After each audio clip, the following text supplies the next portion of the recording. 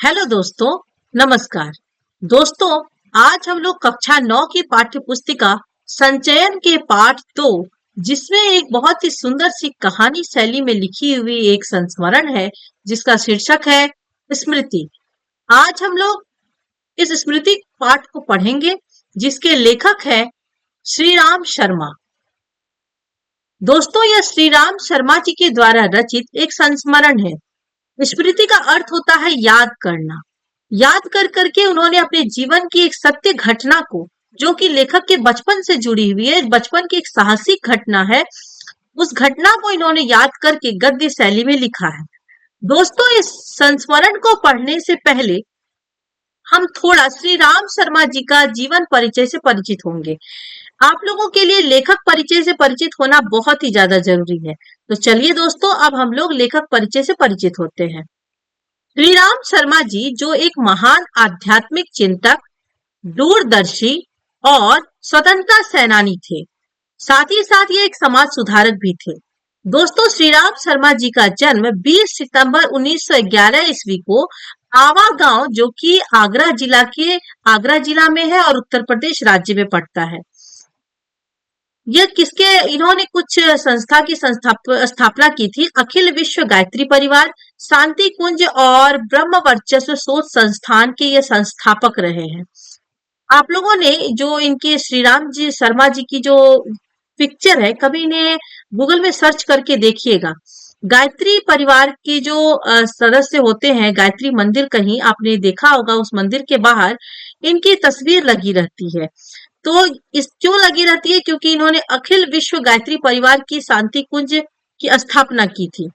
इन्होंने आजादी की लड़ाई में भी अपना महत्वपूर्ण योगदान दिया था। गायत्री मंत्र का प्रचार प्रसार करने में भी इनका बहुत योगदान रहा है। सामाजिक सुधारों वाले जितने काम होते हैं, वह इन्होंने बहुत किए हैं। श्री राम शर्मा जी साहित्य के क्षेत्र में और जो योगदान दिए हैं, उसके साथ साथ इन्होंने साहित्य और समाज के क्षेत्र में भी एक समान योगदान दिया है। इनके योगदान के कारण ही समाज में बहुत ज्यादा सुधार हुआ है और साहित्य में भी प्रगति की गई है। 2 जून 1990 ईस्वी को इनकी मृत्यु हो गई। अब हम लोग श्री राम शर्मा जी द्वारा रचित इस स्मृति संस्मरण को पढ़ेंगे और उसे समझेंगे। दोस्तों, ये जिक्र करते हैं सन 1908 ईस्वी का। कहते हैं 1908 ईस्वी की बात है और दिसंबर का आखिरी महीना है और जनवरी का प्रारंभ होने का समय था। और दोस्तों, इस समय में भयानक ठंड रहती है, तो चिल्लाट जाड़ा पड़ रहा था, मतलब भयानक ठंडी पड़ रही थी, एकदम चिलचिलाती हुई ठंड थी। और कुछ दिन पहले बूंदाबांदी बारिश भी हो गई थी, इसलिए शीत की जो भयंकरता थी वह भी और भी ज्यादा बढ़ गई थी। शाम का समय था और बज रहे थे 3:30 या 4 कुछ बज रहे होंगे। लेखक कई साथियों के साथ झरबेरी बेर तोड़ तोड़ कर खा रहा था और गांव के पास से एक आदमी ने जोर से उनको पुकारा कि तुम्हारे भाई तुम्हें बुला रहे हैं, वो शीघ्र ही घर लौट जाओ। अब मैं घर को चलने लगा, लेखक तो घर को चलने लगे, साथ में छोटा भाई भी था इनका। भाई साहब की मार का डर था, क्योंकि इनके एक बड़े भाई थे जिन्होंने इनको बुलाया था और वो बहुत ही स्ट्रिक्ट थे। अब इन सबको डर लग रहा था कि कहीं वो मारेंगे तो नहीं, इसलिए वो डरे डरे चले जा रहे थे। अब उनको समझ में नहीं आ रहा था कि क्या पता हमारी कौन सी कसूर वो गिना दे, कौन सी गलती वो गिना दे, इसलिए वो डरते डरते घर में घुसे। और आशंका थी, मतलब शक था इन लोगों को कि बेर खाने के अपराध में ही तो कहीं पेशी नहीं हो जाएगी हम लोगों की, कहीं हम लोगों की पिटाई इस बेर खाने के कारण ही तो नहीं होगी। पर जब ये आंगन में घुसे, तब इन्होंने देखा कि इनके जो भाई साहब हैं वो पत्र लिख रहे हैं। अब इनको लगा कि अब पिटने से हम लोग बच जाएंगे। और हमें देखकर लेखक कहते हैं कि जब भाई साहब पर हमारी नजर पड़ी तो वो चिट्ठियां लिख रहे थे और उन्होंने कहा कि ये जो चिट्ठियां हैं, ये जो पत्र है, इसे ले जाकर मक्खनपुर डाक खाने में जाकर डाल दो और तुम तेजी से जाना, जिससे शाम की डाक में चिट्ठियां निकल जाए। वहां होता है 2 टाइम, शाम में और सुबह में डाक निकाले जाते हैं। तो अगर आप लोगों ने समय पर नहीं डाला जाता है तो फिर अभी की चिट्ठियां बाद में ली जाती है। यह बहुत जरूरी थे। तो जाड़े के दिन थे ही, इस पर हवा भी भयानक चल रही थी, पूरी कपकपी वाली ठंडी लग रही थी। हवा मज्जा हवा मज्जा का अर्थ होता है हड्डी के भीतर तक, मुलायम तक पहुंच जाने वाली हवा। इस टाइप की लग रहा था, भीतर तक हड्डी को छू रही है, ऐसी ठंडी हवा बह रही थी। सभी ठिठुर रहे थे, इसलिए हमने कानों को धोती से बांधा और माँ ने भुजाने के लिए, मतलब भुजवाने के लिए थोड़े चने दे दिए थे एक धोती में बांधकर। हम दोनों भाई अपना अपना डंडा लेकर घर से निकल पड़े। और उस समय में बबूल के डंडे से जितना मोह था, उतना तो इस उम्र में मुझे राइफल से भी मोह नहीं होता है। मेरा डंडा अनेक सांपों के लिए नारायण वाहन हो चुका था। दोस्तों, लेखक कहते हैं कि मक्खनपुर के स्कूल और गांव के बीच पड़ने वाले आम के पेड़ों से प्रतिवर्ष उससे आम झुरे जाते थे, मतलब उसे झरझर कर गिरते थे। इस कारण वह मुक डंडा सजीव सा प्रतीत होता था। वो डंडा जो उनके हाथ में था वो सजीव वाला, मतलब तोड़ने का काम करता था। प्रसव बदन हम दोनों मक्खनपुर की ओर, मतलब प्रसन्न मुख वाले से हम लोग मक्खनपुर की ओर तेजी से बढ़ने लगे। चिट्ठियों को मैंने टोपी में रख लिया क्योंकि कुर्ते में जेब नहीं थी। हम दोनों उछलते कूदते एक सांस में गांव के 4 फलांग दूर उस कुएं के पास आ गए जिससे एक अति भयंकर काला सांप पड़ा हुआ था। कुआं कच्चा था और 24 हाथ गहरा था, उसमें पानी नहीं थी। उसमें ना जाने सांप कैसे गिर गया था। कारण कुछ भी हो, हमारा उसके कुएं में होने का ज्ञान केवल 2 महीने का था। मतलब उस सांप उसके अंदर है, इसका ज्ञान इन लोगों को 2 महीने पहले हुए थे। बच्चे तो नटखट होते ही हैं। मक्खनपुर पढ़ने जाने वाले हमारी टोली पूरी बानर टोली थी, सभी नटखट वाला काम करते थे। अब लेखक एक दिन की चर्चा का जिक्र करते हैं, घटना का, कि एक दिन जब हम लोग स्कूल से लौट रहे थे तो हमको कुएं में उचकने की सूझी, मतलब कुछ खुरापाती करने की इन लोगों को सूझी। सबसे पहले उचकने वाला मैं था, मतलब कुछ ढेला मारकर, पत्थर मारकर कुएं में पानी में जो एक आवाज की जाती है उसे उचकना कहते हैं। कुएं में झांक कर एक ढेला फेंका कि उसकी आवाज कैसी होती है। उसके सुनने के बाद अपनी बोली की प्रतिध्वनि सुनने की इच्छा हुई। मतलब पानी में, कुएं में यदि आप मुंह से कुछ आवाज निकालेंगे तो उधर से भी रिप्लाई होता है। और कुएं में ज्यों ही ढेला गिरा त्यों ही एक फुसकार सुनाई पड़ी, क्योंकि उसमें पहले से सांप गिरा हुआ था। कुएं के किनारे खड़े हम सब बालक पहले तो उस फुसकार से ऐसे चकित हो गए जैसे किलोल करता हुआ मृग समूह, मतलब खेलता हुआ मृग समूह अति समीप के कुत्ते की भौंक से चकित हो जाता है। उसके उपरांत, मतलब उसके बाद सभी ने उछल उछल कर एक एक ढेला फेंका और कुएं से आने वाला क्रोधपूर्ण फुसकार पर कहे लगाए। मतलब कुएं में उछल उछल कर पत्थर मार रहे हैं और उससे जो एक आवाज निकल रही थी क्रोध से भरी हुई, उससे सभी के सभी हंस रहे हैं, ठहाका मार रहे हैं। ये शैतान बच्चे लोग मस्ती कर रहे थे। गांव से मक्खनपुर जाते और मक्खनपुर से लौटते समय प्रायः प्रतिदिन ही कुएं में ढेले डाले जाते थे। मैं तो आगे भागकर आ जाता था और टोपी को एक हाथ से पकड़कर दूसरे हाथ से ढेला फेंकता था।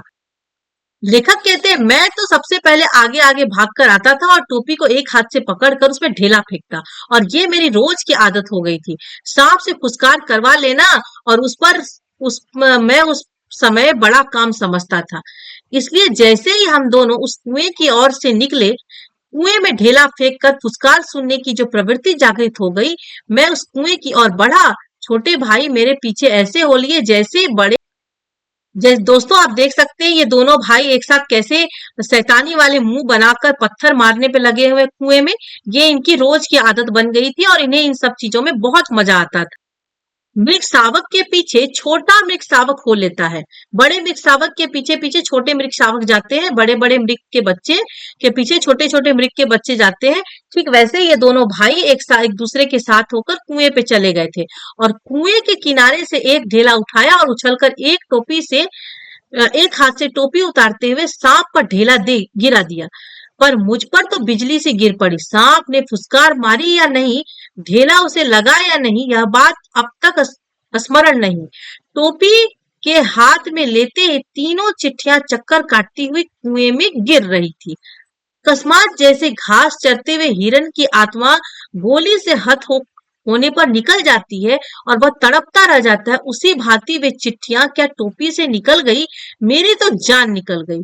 उनके गिरते ही मैंने उनको पकड़ने के लिए एक झपट्टा भी मारा, ठीक वैसे ही जैसे घायल शेर शिकारी को पेड़ पर चढ़ते देख उस पर हमला करता है। पर वे तो पहुंच से बाहर हो चुकी थी और उनको पकड़ने की घबराहट में मैं स्वयं झटके के कारण कुएं में गिर गया होता। दोस्तों, अब तो चिट्ठियां उनकी गिर गई, शैतानी करने के कारण उनकी चिट्ठियां तो गई।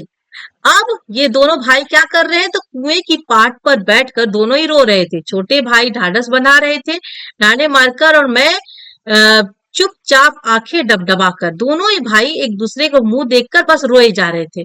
पतीली में उफान आने से ढकना ऊपर उठ जाता है और पानी बाहर टपक जाता है। निराशा पिटने के भय, निराशा क्या थी, और पिटने का भय भी था, और उद्वेग मतलब बेचैनी भी थी। रोने का उफान आता था। पलकों के ढकने भीतर भावों को रोकने का प्रयत्न करते थे, पर कपोलों पर आंसू ढुलक ही जाते थे। माँ की गोद की याद आती थी। जी चाहता था कि माँ आकर छाती से लगा ले और लाड़ प्यार करके कह दे कि कोई बात नहीं, चिट्ठियां फिर लिख ली जाएगी। तबीयत करती थी कि कुएं में बहुत सी मिट्टी डाल दी जाए और घर जाकर कह दिया जाए कि चिट्ठी डाल आए। पर उस समय मैं झूठ बोलना जानता ही ना था। घर लौटकर सच बोलने पर रुई की तरह धुनाई होती। मार के ख्याल से शरीर ही नहीं मन भी कांप जाता था। सच बोलकर पीटने के भावी भय और झूठ बोलकर चिट्ठियों के ना पहुंचने की जिम्मेदारी के बोझ से दबा मैं बैठा सिसक रहा था। और इसी सोच विचार में 15 मिनट होने को आए, देर हो रही थी, और उधर दिन का बुढ़ापा ढलता जा रहा था, मतलब पूरा दिन ढलता जा रहा था, शाम होने को थी। कहीं भाग जाने की तबीयत करती थी, मतलब मन करता था कहीं भाग जाए, पर पिटने का भय और जिम्मेदारी का दुधारी, दुधारी का अर्थ होता है दोनों तरफ से धार वाली दो धारी तलवार। तलवार कलेजे पर फिर रही थी। मतलब उनको पूरा डर लग रहा था कि मैं कहीं भाग भी जाऊं तो कहाँ भागूं। एक तो चिट्ठियां नहीं पहुंचेगी इसका डर, घर पहुंचकर मैं सच बात कह दूं तो मुझे पीटने का भय। दोस्तों, मनुष्य के ऊपर जब भारी मुसीबत आ जाती है तो वह मौत से भी लड़ने को उस समय तैयार हो जाता है कि किसी तरह जान बचे। लेखक के साथ भी ऐसा ही हुआ। दृढ़ संकल्प से दुविधा की सारी बेड़ियां कट जाती है। मेरी दुविधा भी दूर हो गई। कुएं में घुसकर चिट्ठियों को निकालने का उसने निश्चय किया। किसने? लेखक ने। कितना भयंकर निर्णय था, पर जो मरने को तैयार हो उसे क्या। मूर्खता अथवा बुद्धिमता से किसी काम को करने के लिए कोई मौत का मार्ग ही स्वीकार कर ले। मतलब मूर्खता और बुद्धिमता से, मतलब बुद्धि जहां नहीं है उससे यदि किसी काम को करने के इंसान उतर जाए तो वह मौत का ही मार्ग चुन सकता है, वह भी जानबूझकर। तो फिर वह अकेला संसार से भिड़ने को तैयार हो जाता है। क्या होता है, या तो वो मौत का मार्ग स्वीकार कर लेता है या फिर वो अकेला संसार से भिड़ जाने को तैयार होता है कि अब मरना ही है तो लड़के मरेंगे। और फल, फल क्या होता है, उसे फल की क्या चिंता। फल चाहे जो भी हो, फल तो किसी दूसरी शक्ति पर भी निर्भर है। उस समय चिट्ठियां निकालने के लिए मैं बिस्तर से भिड़ने को तैयार हो गया। पासा फेंक दिया था। मौत का आलिंगन हो अथवा सांप से बचकर दूसरा जन्म, इसकी कोई चिंता न थी। पर विश्वास यह था कि डंडे से सांप को पहले मार दूंगा, तब फिर चिट्ठियां उठा लूंगा। बस इसी दृढ़ विश्वास के बूते पर मैंने कुएं में घुसने की ठानी। छोटा भाई रोता था। उसके रोने का क्या तात्पर्य था कि मेरी मौत मुझे नीचे बुला रही है। मतलब छोटा भाई को लग रहा था कि अब भैया यहाँ से नीचे जाएगा और कहीं उसकी मौत ना हो जाए। यद्यपि वह शब्दों से ना कहता था, वास्तव में मौत सजीव और नग्न रूप में कुएं में बैठी थी। और पर उस नग्न मौत से मुठभेड़ के लिए, मतलब उससे लड़ने के लिए मुझे भी नग्न होना पड़ा। छोटा भाई भी नंगा हुआ।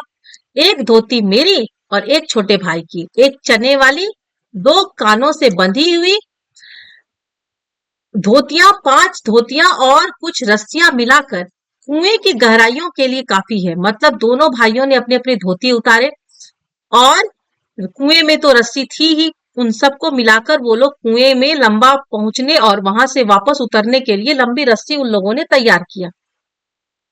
हम लोगों ने धोतियां एक दूसरे से बांधी और खूब खींच खींच कर आजमा लिया कि गांठें कड़ी है या नहीं। अपनी ओर से कोई धोखे का काम ना रखा। धोती के एक सिरे पर डंडा बांधा और उसे कुएं में डाल दिया।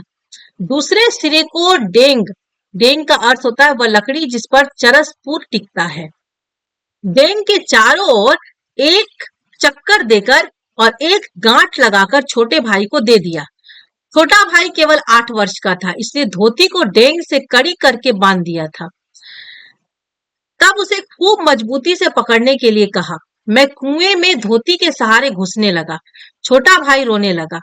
मैंने उसे आश्वासन दिया, मतलब दिलासा दिया कि मैं कुएं के नीचे पहुंचते ही सांप को मार दूंगा, और मेरा विश्वास भी ऐसा ही था।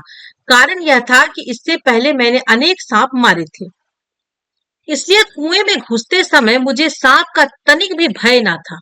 उसको मारना मैं बाएं हाथ का खेल समझता था। कुएं के धरातल से जब 4-5 गज, दोस्तों ये दूरी नापने का पैमाना है, गज रहा हूंगा, तब ध्यान से नीचे की ओर देखा तो अक्ल चकरा गया। क्या हुआ? सांप फन फैलाए धरातल से एक हाथ ऊपर उठा हुआ लहरा रहा था। पूंछ और पूंछ के समीप का भाग पृथ्वी पर था। आधा अग्रभाग ऊपर उठा हुआ मेरी प्रतीक्षा कर रहा था।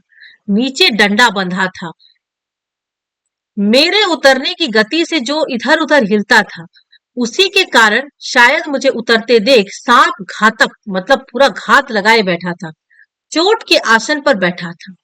सपेरा जैसे बीन बजाकर काले सांप को खिलाता है और सांप क्रोधित हो फन फैलाकर खड़ा होता है और फुक्कार मारकर चोट करता है, ठीक उसी प्रकार सांप तैयार था।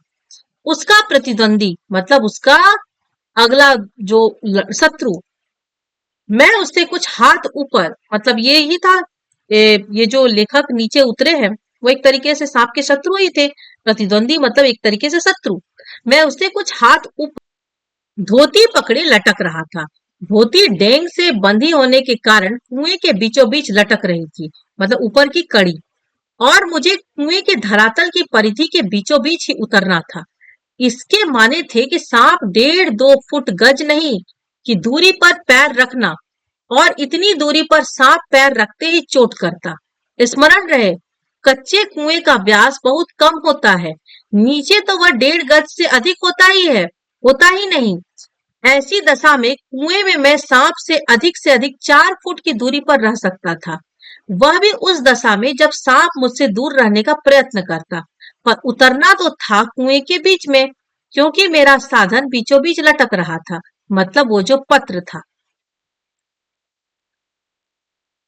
ऊपर से लटक कर तो सांप नहीं मारा जा सकता, उतरना तो था ही।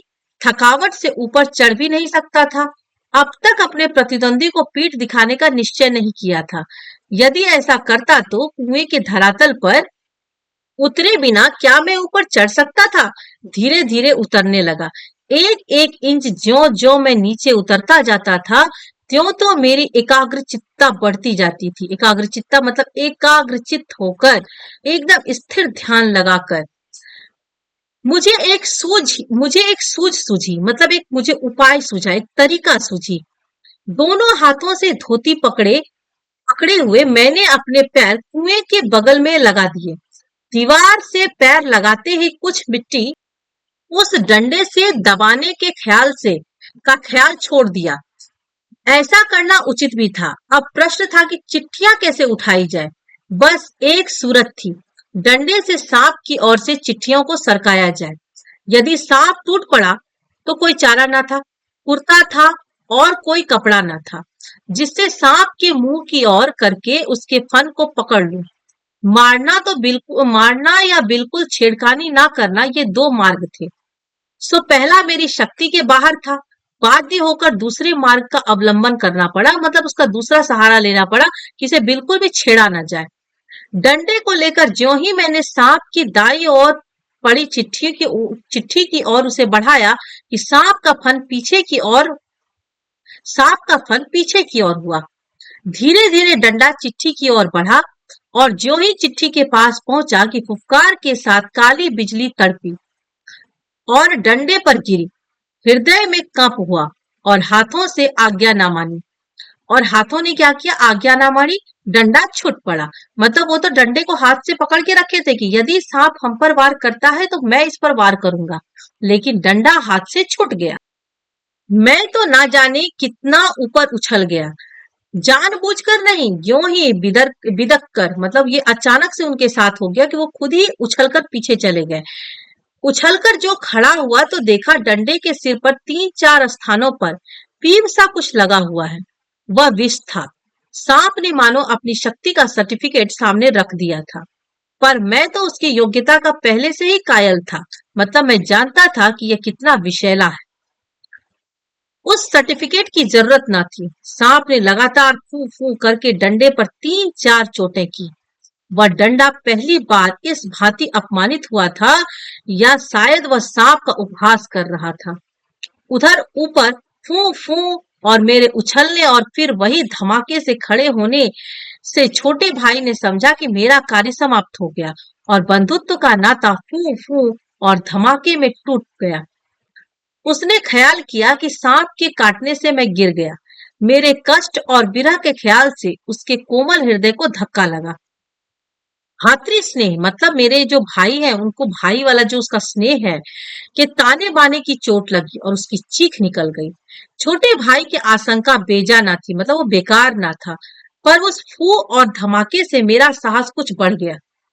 दोबारा फिर उसी प्रकार लिफाफे को उठाने की चेष्टा की, मतलब कोशिश की।